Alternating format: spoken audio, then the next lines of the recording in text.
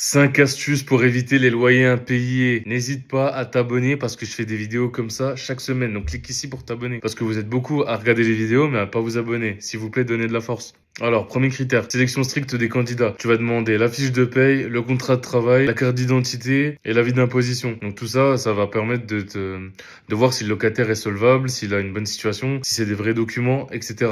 Deuxième méthode, vérification systématique du dossier des locataires. Donc voilà, c'est une fois que tu as récupéré les pièces que je t'ai recommandées en partie 1, et tu vas vérifier la véracité des documents. Donc tu vas aller sur verifavis.fr pour vérifier que l'avis d'impôt français c'est un vrai. Tu vas appeler l'employeur pour vérifier que la personne travaille bien là. Bon, voilà, l'employeur n'est pas obligé de te répondre, mais ça fait toujours un test en plus. Fais des recherches sur Internet, sur l'entreprise de l'employeur, etc. Du candidat locataire, pardon. 3. Privilégier les profils à revenus stables. Fonctionnaire, CDI, frontalier. Si le CDI est là, c'est un gage de garantie. Si la personne a des garants avec des bonnes situations, c'est mieux. Voilà. Plus les revenus sont stables, plus elle va pouvoir te payer tous les mois.